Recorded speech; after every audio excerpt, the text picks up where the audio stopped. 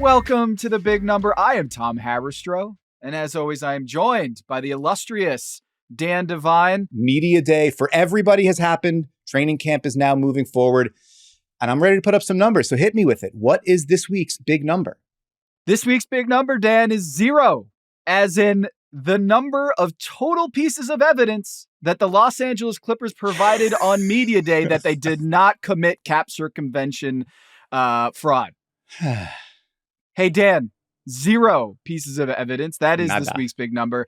I don't know what we were expecting in terms of what they were going to give us. We got Kawhi Leonard. We got Lawrence Frank, Ty Lue. Steve Ballmer did not speak this year's media day, even though in media days of yore, he sat next to, Joseph Sandberg, the co-founder of a tree planting company at media day. But I don't know what that guy is doing right now, but I can tell you he was not present for this year's media day with the Los Angeles Clippers, and neither was Steve Ballmer. But we did get Kawhi Leonard first time talking about this aspiration endorsement deal that, as Pablo Torre finds out, has illustrated and detailed over 5 episodes now of, I would argue, not clickbait. No.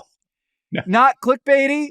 This is thousands and thousands of documents that they've poured through, bankruptcy filings, court documents, public filings, financial filings. This is not some sort of drive-by hit job. This is a legit deep dive report from Pablo Torre and his team, Amin El-Hassan, David Sampson, and Meadowlark Media. This is something that I was waiting to see what Kawhi Leonard would do, but he basically said nothing to see here. This is old news.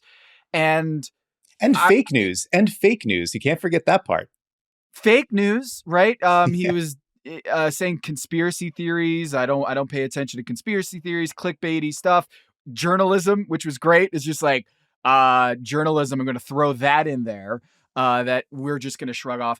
So what was your take on just big picture thoughts on Kawhi and Lawrence Frank reading from a prepared statement and having a media availability this week? Yeah, I think anyone who expected like extended extemporaneous conversation about this from Kawhi Leonard is probably not altogether familiar with Kawhi Leonard's game when it comes to being in front of the podium, in front of the microphone. He would be a perfect accomplice in this, if the allegations are true. A guy who just loves to say nothing. Yes, absolutely. I mean, I think honestly, the fact that he even said that when he answered, Ramona sort of asked, were you paid what you were owed by aspiration by this company, what you were contractually obligated to get? And she said, I believe it was reported as $7 million. And that he even said no, it was way more than that for sure. And that he deigned to acknowledge the reporting that happened and even cast any aspersions on it, that he went beyond or no comment, or I'm not going to talk about that. That he went. I was owed way more than $7 million. Right. I was shocked. Elaborate. Yes. Yeah. No. Actually, no. I don't intend to elaborate any further on that. That didn't surprise me. It's a bummer. It struck me as funny. Again, I'm not going to hang anybody else on this one. I'll hang myself. As somebody who has performed clickbait, who has written it, who has been part. I don't consider that to be the main part of what I do as an NBA writer, but sure. At times in my career, the first ever, after I started freelancing for Yahoo in 2009, I got hired full-time in 2012. Literally the first day I was full-time, the first blog post I was assigned to write was about Chris Humphries' sister getting a plus-size modeling contract. So and that was at the height of Chris Kardashian, Humphries, Kim Kardashian, wedding, nuptials, the whole bit. So listen, I've been in the mines. I've done that work. Yeah. 5 episodes, 6 episodes, 6.5, 7 hours of audio, thousands of pages of document review. This is not clickbait. It's a different thing. Anyway, all that to say, the idea that Kawhi Leonard is going to say, well, this was all old stuff. There's nothing new to see. I didn't do anything wrong. None of us did anything wrong. We're not going to comment on it. And that Lawrence Frank, again, as you mentioned, prepared statement, leaning into just the idea of we didn't do anything wrong. We're confident that'll be true, or that will be borne out as true. And just like continuing to talk about, we're excited for the truth to come out. We're eager for the truth to come out. As a lay person and a simple man, I'm like, if there is an alternate explanation for all this stuff, and all that stuff isn't the truth, and the alternate explanation is the truth, and you have it and know it, and you are eager for it to be revealed, it would seem like there's a pretty direct way to do that, which would be to tell it, right? Like to tell the truth, to say what happened, and to say why this stuff is wrong. And the continual declining of the opportunity to do that and saying, well, the NBA is going to do its job and we're going to let that happen. It's not it's not shocking. I don't even know if it's disappointing. It's just sort of like, it feels like there's a gap between what you guys are saying and what is happening. The cognitive dissonance here is baffling. We are very confident that the investigation, we invite such investigation. We want them to dig through everything because we will be proven to be innocent in all of this. And why? What is your proof of this? Because Dan, wouldn't you imagine if they had a document or if they had a video of Kawhi Leonard planting trees or doing lifting a finger for this endorsement contract? We would have seen it by now, because that would be a huge piece of exonerating evidence. Is like, look, he was paid an endorsement contract, and here it is. Here's his big video. We've seen in the press Leonardo DiCaprio backing this company. Like, it's been publicized that Leonardo DiCaprio is endorsing this company. Robert Downey Jr. endorsing this company. Drake endorsing this company. Cindy Crawford endorsing this company. We haven't heard anything about Kawhi Leonard endorsing this company, Dan. Why is it a secret? Why is it a secret that Kawhi Leonard, who on this week said he is owed more than $7 million, or implying that he is owed more than $7 million from this company because of an endorsement deal? Why, if it's such a lucrative endorsement deal, and he says, I don't think it's accurate that he didn't provide services for this deal, why wasn't it not known? Why is this a secret? Why, when you sign this endorsement contract, which by its very nature, an endorsement contract is you're endorsing the company publicly. To promote it. No one cares if you're endorsing. Why would Aspiration or Ford or FedEx care if you're endorsing this company at your picnic table with your kids? You need to talk about it publicly. That's the whole idea. It's the whole idea of a marketing deal, is get out there and market our company. And he didn't do anything publicly, and it wasn't even known that he had this deal. So it is zero pieces of evidence. And I thought it was interesting when Ramona Shelburne was pressing him from ESPN, was pressing him about the nature and the details of this endorsement contract. And the fact that he didn't do any services, or it doesn't appear that he was doing any services, he said, I don't think that's accurate. And then he quickly evaded the rest of that answer. Didn't provide any details. Didn't say, I did a photo shoot or I did a video shoot. I did a whole commercial for them. It didn't see the light of day. Because, Dan, it would put the whole thing to rest. It would put the whole thing to rest if Kawhi was like, look, I was on set. We taped a commercial. I did a bunch of tweets, and it's in my drafts and on my Twitter feed. But you know what? It never saw the light of day. And so I apologize. That would just clear everything up. Do you think Lawrence Frank and Kawhi Leonard and Steve Ballmer want this hanging over them as we go through the season? No. So why don't you just show the evidence and be done with it? Yeah, again, the part of my brain that is aware that I'm not a lawyer is like, I'm sure that there's a tried and true explanation for that, where it's like the idea is you say nothing, because anything that you can say, even if what you feel like it's going to be like exculpatory, it's going to be something that totally exonerates you. Anything you say is potentially able to be used against you. So just say nothing, right? Again, Kawhi seemingly a pretty great avatar for this strategy. But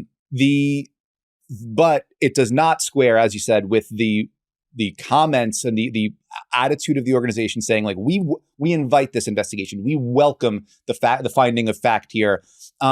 Particularly considering, and I went back this morning and I watched Kawhi's whole media day session, all 6 minutes and 55 seconds of it or whatever. And it was, by my count, 7 different outlets asked questions. Ramona, you mentioned, only 2 of them were related to the investigation and the aspiration, controversy.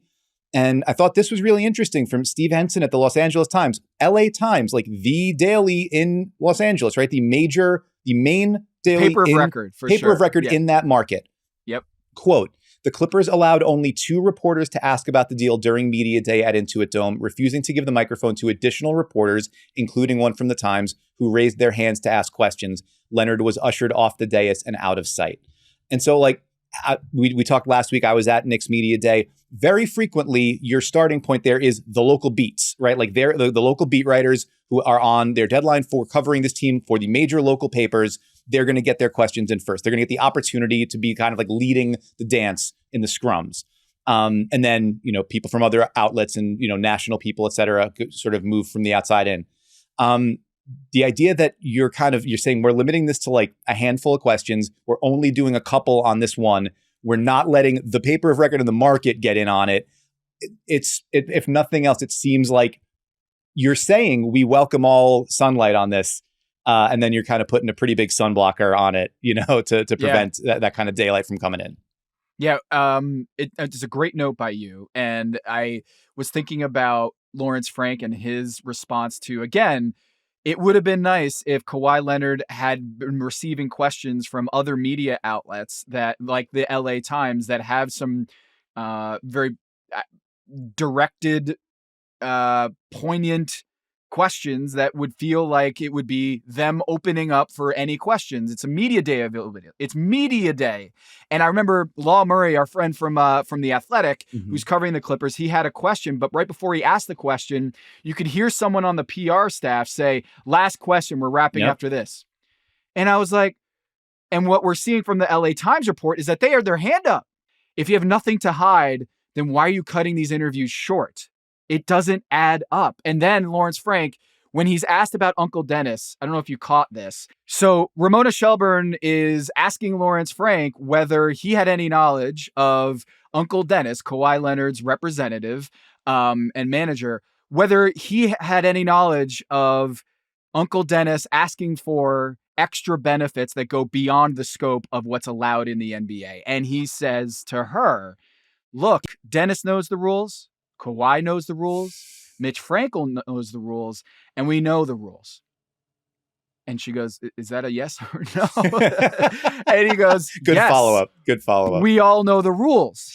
Now, if you're sitting at home and wondering, that's a weird response. That's a non-answer to did Kawhi's camp ask for cap circumvention, essentially rerouting money or extra benefits that doesn't fit under the rule book. He didn't say no. He said, we know the rules. They know the rules, blah, blah, blah. If that sounds eerily familiar, that is because Steve Ballmer had almost verbatim the same response to Ramona Shelburne, again, asking the same question to Steve Ballmer on ESPN in hours after the first Pablo episode dropped.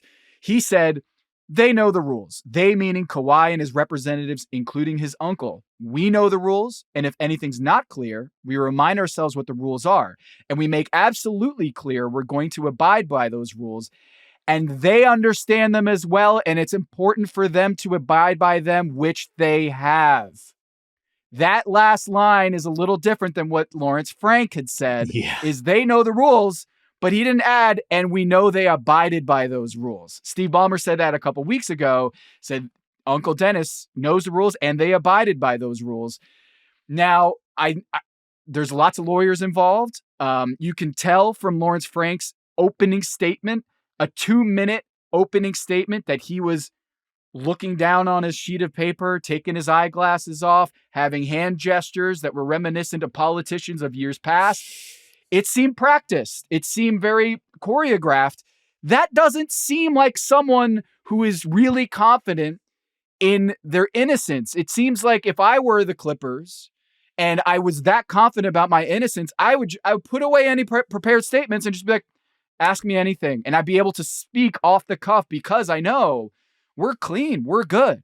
But the between Kawhi and Lawrence Frank, I don't think they avail themselves very well in this in creating confidence in the public that they have nothing to hide here. I know they said they have nothing to hide and that they're clean and that there's no secrets here. But the fact that you will not answer Ramona Shelburne's question about Uncle Dennis's extra benefits in a very genuine way, where you're not evading the answer, it's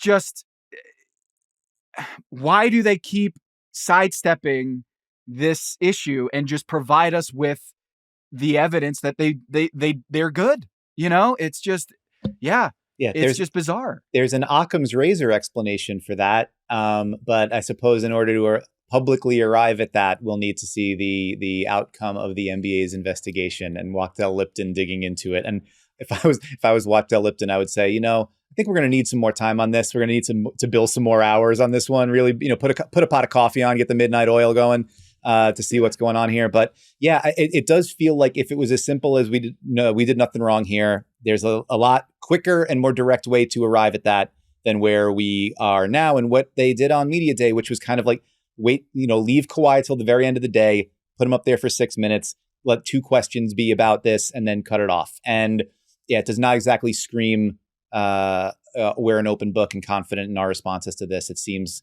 like we're trying to, make sure you're looking someplace else. Which, I mean, maybe that gambit will pay off. We're about to get into training camp. We're about to get into the season. The Clippers are expected to be a team competing for one of the top spots in the Western Conference. We did whole episodes about how the Clippers remade their team in the offseason. There's a lot to be interested about and dug into there, but not a single person's going to give a crap about that while this is all hanging over everything. Kawhi Leonard can say this is not going to be a distraction for us. Lawrence Frank can say this is not going to be a distraction for us. I think we're going to see about that once the season starts. Yeah, none of us did no wrongdoing.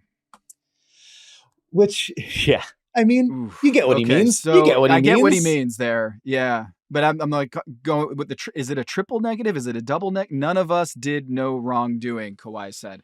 So he said, that's it. We invite the investigation. It's not going to be a distraction for me or the rest the investigation's of the a vampire. Like, it can only come in if you invite it. Guess what, guys? The investigation was coming in whether you opened the door or not.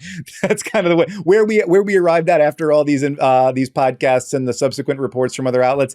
The investigation was coming whether you welcomed it or not. But I guess it's nice that you're going to put some treats out for the investigators as they come. That's good. That wasn't the only big media week story. We got our 4 biggest media day stories and headlines that we want to go through.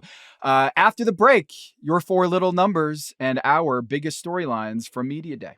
All right, Dan, 0 is this week's big number. 0 pieces of evidence that the Clippers provided at Media Day that they did not commit cap circumvention in light of the 5-part series from Pablo Torre Finds Out. I don't know if we were expecting 1 or 2 or 3, but it would have been nice to get at least 1. So 4 little numbers, your first little number about big headlines, big storylines from Media Week. Dan, what's the first one? We're going to dramatically leap from 0 to 2 for our first little number. Our first little number is 2, as in 2 NBA championships, as in a second NBA championship, which Giannis Antetokounmpo would very much like to win. And he confirmed on Media Day, although he did not attend in person, he was in Greece as he has contracted COVID and was waiting for a negative test so he could fly. So hopefully he feels better soon and all around him stay healthy. But Giannis confirmed during a Zoom on Media Day, a second championship remains his goal as he enters a dramatically changed situation in Milwaukee. He confirmed the accuracy of offseason reporting by Shams Charania at ESPN that Giannis would be open to the possibility that his best chance of winning that second ring might be somewhere other than Milwaukee, and he's continuing to evaluate his future. And here is Giannis himself. Quote, The same thing that I've been saying my whole career. I want to be on a team that allows me and gives me a chance to win a championship, and that wants to compete at a high level. I think it's a disservice to basketball. It's a disservice to the game to not want to compete at a high level, to want your season to end in April, So it's pretty much the same. It's not the first time. I had the same thoughts last year. I had the same thoughts 2 years ago. I had the same thoughts 5 years ago, 2020. It's never going to change. I want to be among the best. I want to compete with the best, and I want to win another championship. And that's it. Wow. In fairness, Giannis also said some nice things. He praised the addition of Miles Turner. He said that John Horst, the general manager, had assembled, quote, a team full of dogs, and he called the Bucks a sleeper and a very, very dangerous team. But the thing that you wind up thinking more about is that he confirmed Shams' reporting from the summer and that he's thinking about that second championship. So, Tom, what did you make of Giannis's media day commentary? You just blew right past the funniest part of the whole press conference. Oh, no. What did I do? Wes Edens, the owner of the team, that's right, had said at the media day availability that I had a great conversation back in June with Giannis. It was great. He committed to the city. He says he loves it here and his family loves it here. And he wants to be here long term. And then Giannis, when he was at the Zoom call and was asked about that conversation with the owner of the team, he said, "Who? You said I talked with Wes? I do not recall that. I don't recall that conversation with Wes." Oh, man. Yeah. Oh, that's got to hurt. I don't remember it. Could have just, played along and just be like, yeah, I had a great conversation. No, instead he denied. That's could not my recall. Guy. Yeah. So that was really funny. I do think that is interesting is that Giannis is on one hand saying, I like this roster. I like what they did. But on the other, wasn't really playing along with, hey, I've talked with ownership and I feel great about the future here. But Wes Edens had a different account of that meeting. So the thing about Giannis is, look, Dunks and Threes are one of our favorite websites that does projections, win-loss projections based on player impact ratings, their EPM numbers. They have the Bucks at minus 2.5 adjusted net rating projected for this season.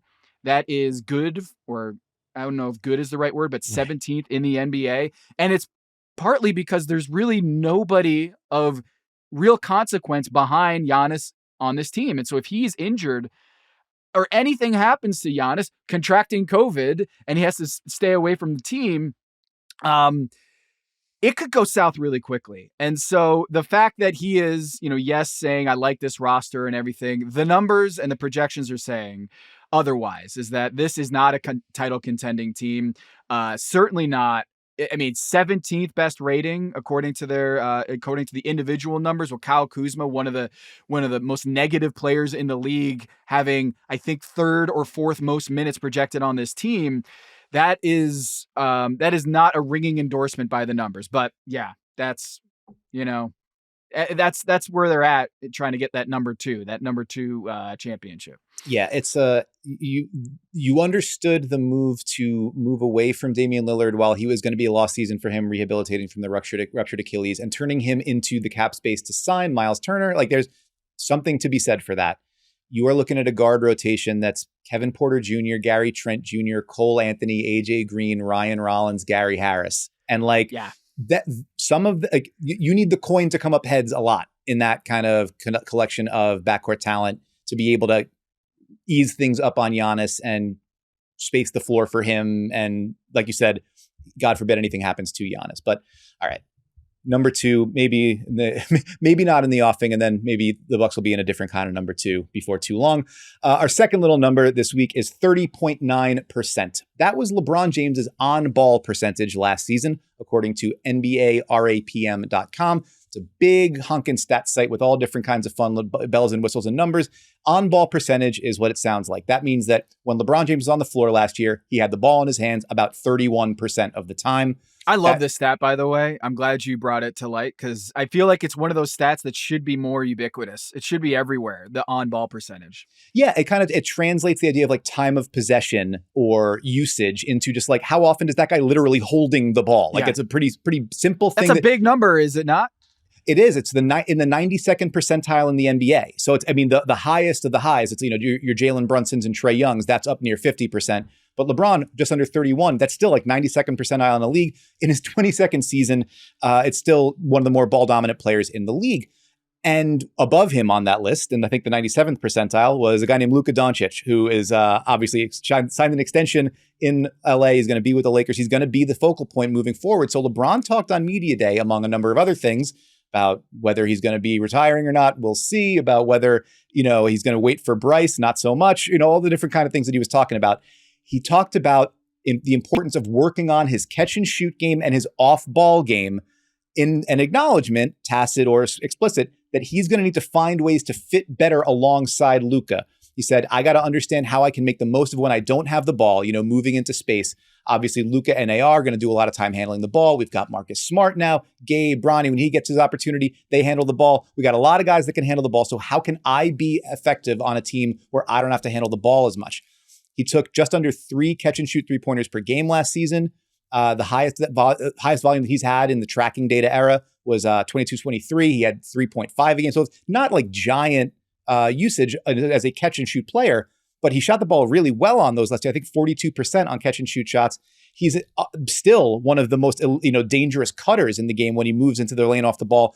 Just under 1.55 points per possession finished on a cut to the basket last season. He shot 80% on basket cuts last season, but he only did it about once a game. So My question to you is, I think this is one of those things where people see something that can work and they talk about the value of it on the first day of school. But do you think, Tom, that this is like everybody's on their best behavior at the season starts? Or do you think this is real? Like, is LeBron really going to turn himself into more of an off-ball player now that he's playing next to Luka? Feels like he has to burn a lot more calories for that to happen. It is strenuous to have the ball in your hands and try to get by people, but also cutting requires activity and requires you to be sprinting when maybe you don't want to be sprinting and maybe you're trying to catch your breath as a 40-year-old in the NBA. So I'll believe it when I see it. It just feels like LeBron. I remember early in his career covering him in Miami, he had really good post-up numbers, efficiency numbers, but it wasn't until 2011 when he got embarrassed by the Mavericks did he realize, actually, you know what, I got to use this more. I got to go to the block more. And sometimes that embarrassment is what is going to get LeBron or anybody to eat their vegetables, right? So for LeBron, I kind of feel like he's accomplished enough in his career that I don't see him turning into Dwayne Wade off-ball cutting and the ghost cuts from D-Wade. But I'm going to go a different direction here. Okay. With my second biggest headline here from Media Day is, did you see Anthony Davis's eye, dude? Like, it looked gnarly. I mean, he had it was like a detached retina in the offseason, right? A detached retina surgery, and apparently he suffered this injury April 2nd. So it's been, do the math, 6 months? Yeah. And he still has this red eye, which he says is because of the eye drops that he had. And it's not actually due to any sort of like structural damage or any sort of issues. But he did reveal, and this is one of the things, not just visually Anthony Davis is different, but he did reveal that he's going to have to wear goggles for the rest of his career because of this injury.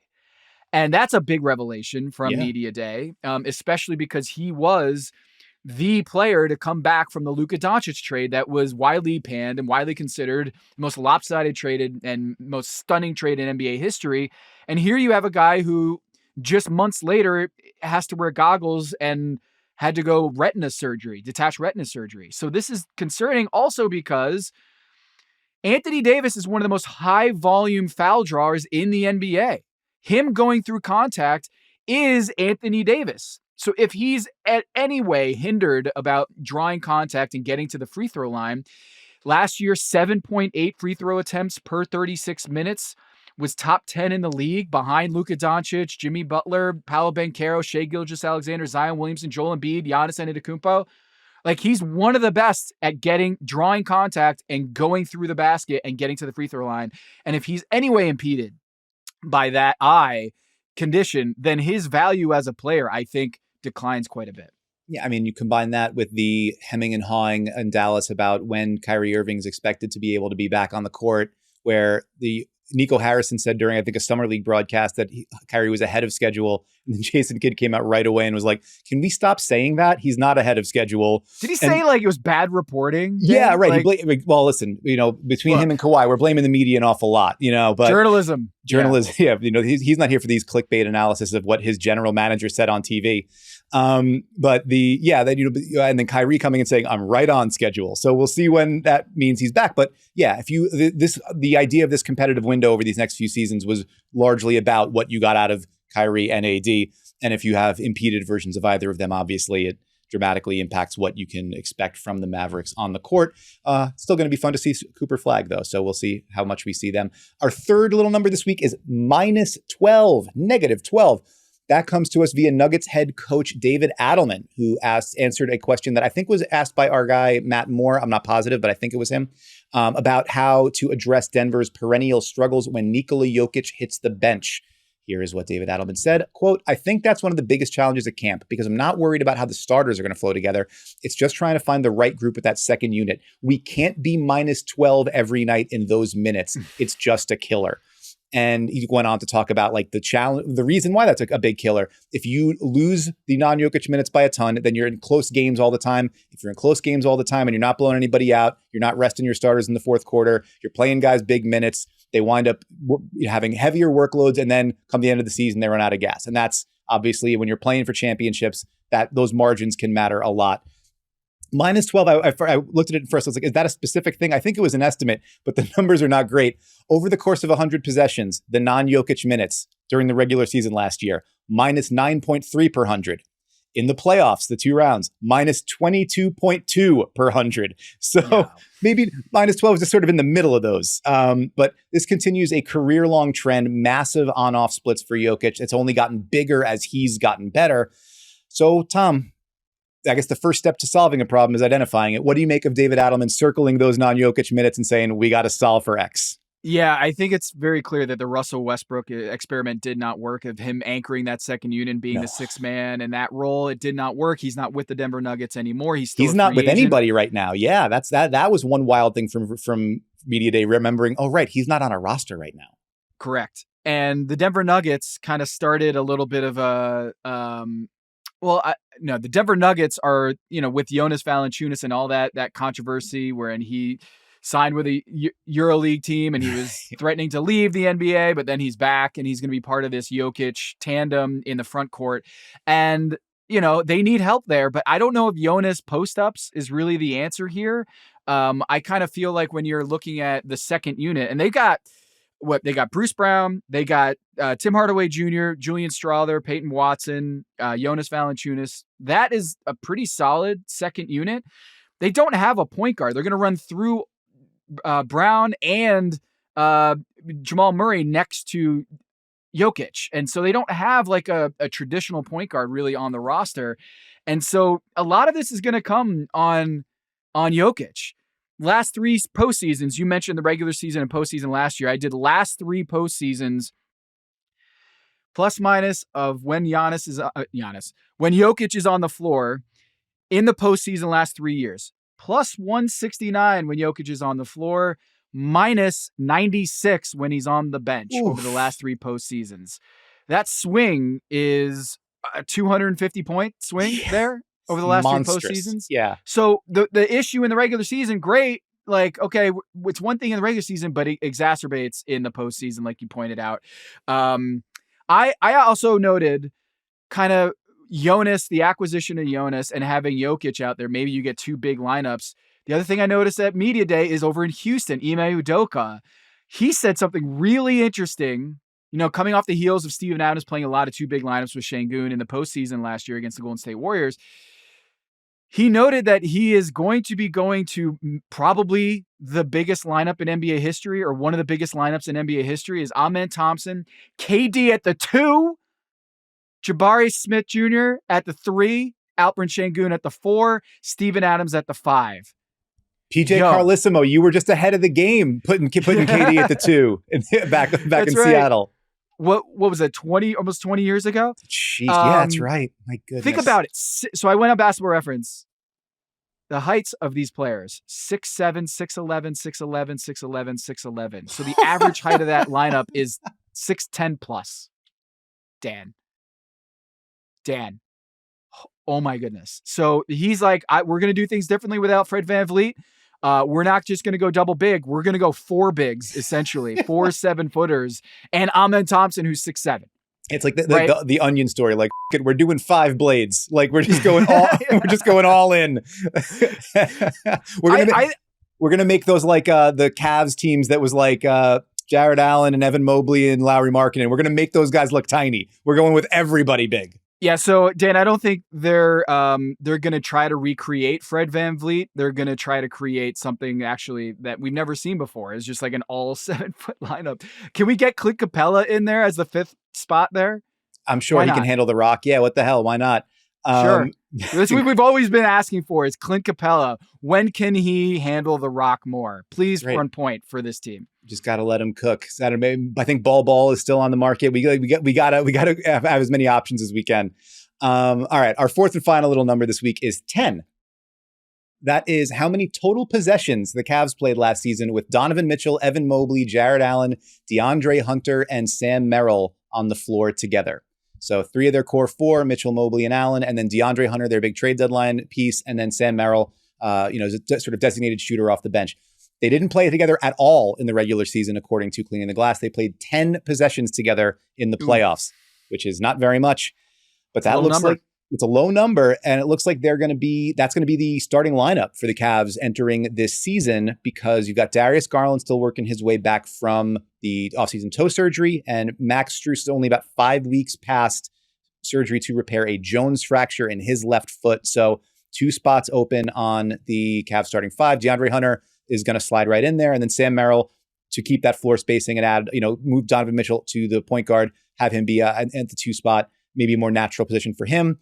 One big driver of Cleveland's success last year, their big turnaround where they won 64 games and the number 1 seed in the East, was that they were really healthy.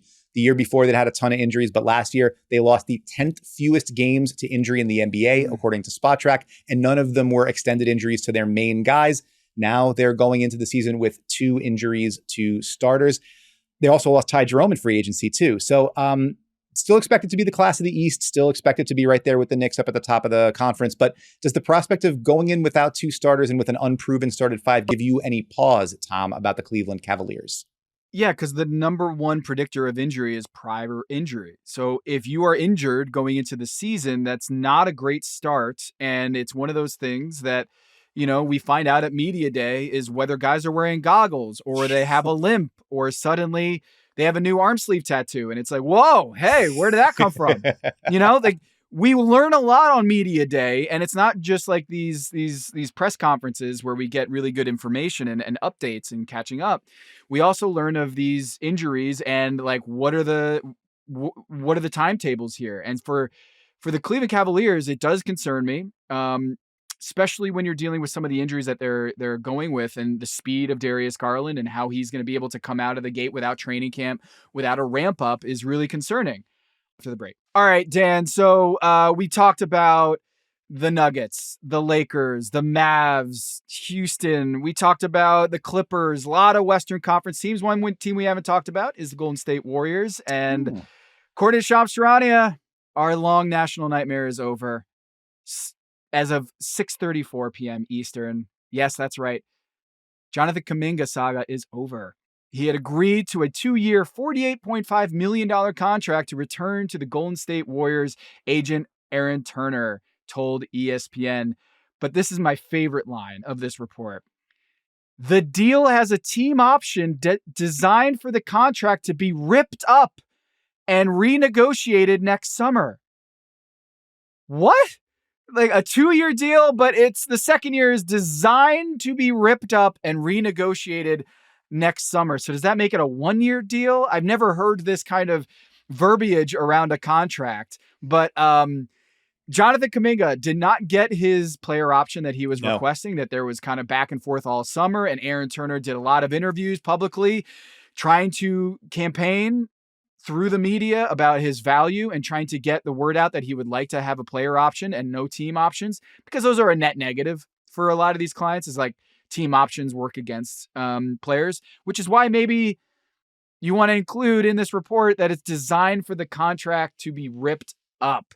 So, according to the reporting, it's going to be about $22.5 million in year one. There's going to be a no trade restriction until January 15th. Mid-January is when he can be traded first. It seems like this is just kicking the can down the road. Yes. And designed for him to be traded. So it isn't a 2-year deal. It might be just like a half-season rental with the Golden State Warriors is how I'm reading it. How are you reading it, Dan? Yeah, it calls to mind, like NFL free agency reporting where it's like this deal can be worth up to a certain amount. And then, your smart NFL people are always like, let's see the guarantees, because this 5-year, $96 million deal is really like 2 years, 38. And then everything else is void years and sort of incentive laden and stuff like that. My immediate reaction to it is the Warriors got basically exactly what they wanted in this situation. They did not go to a third year. They did not give up a player option. They did get, according to the reporting, Jonathan Kuminga to waive the implied no trade clause that comes with signing a one guaranteed season extension. And, for the team that's got your bird rights. So they still have the ability to move him this season. They have the team option that allows them to control what goes on next, or a potential suitor to control what happens next for Kuminga.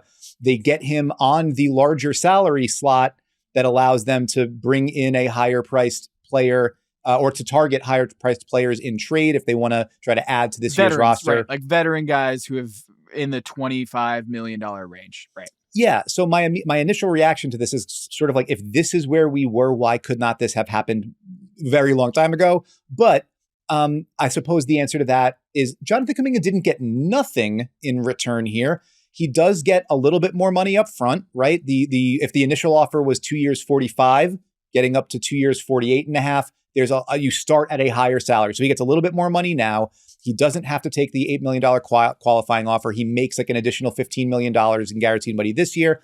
It doesn't get him the immediate exit to get where he wants to go. It doesn't get him the, sign and trade to Phoenix or Sacramento where he would get a longer, more lucrative deal and a starting slot. He doesn't get everything he wants, but he gets a little bit more money. And he either gets, if he doesn't like where he is after an eventual trade, which I think at this point we just have to assume is gonna happen. If he doesn't like where he gets traded, he can either renegotiate a new deal there next summer or get into UFA in 2027. So he still has the horizons coming closer for him to where he can fully control his next steps. It feels like it was a whole bunch of agita for not much payoff, but I think your point about kicking the can down the road is like, all right, so now Kuminga's there. He's there on this money. Does he start? Do you bring him off the bench as a sixth man? How excited is he about that? If you're the Warriors and you want to pump up his trade value to make sure there's a market for him in January, you can't just stick him on the bench and not play him. How does that fit with the all grown-ups ball movement, smart play stuff that you've been working the whole thing around? And Al Horford seems like a hand in glove fit for, and you clearly weren't super comfortable with the way Kuminga fit into that. Like now the on-court element of this comes back to the forefront. And I don't know, barring Kuminga changing his game and assenting to doing more of the kinds of things that Steve Kerr and that coaching staff have really been trying to get him to do for a longer period of time, or dramatic injuries and problems elsewhere in the Warriors hierarchy that means more shots, more touches, more usage for Kuminga. It's kind of tough to I don't think we've solved those problems, but the can has been kicked down the road, if nothing else. Yeah, it's going to be hard for me to believe that he's going to be on the Warriors past the trade deadline. Simply put, I would be surprised if he's on the Warriors roster come March, and that he is going to be on the team for their playoff run this upcoming season. Al Horford next to him, I mean, he's a kind of a perfect fit for what the Warriors want to do as a passing big, very smart, both ends of the floor, kind of steeped into the dye and the cloth of what Steve Kerr preaches constantly is ball movement. If you're gonna have the ball in your hand, make a quick pass, kind of 0.9ing it where you don't want to hold the ball. You want to make a decision quickly, shoot or move the ball.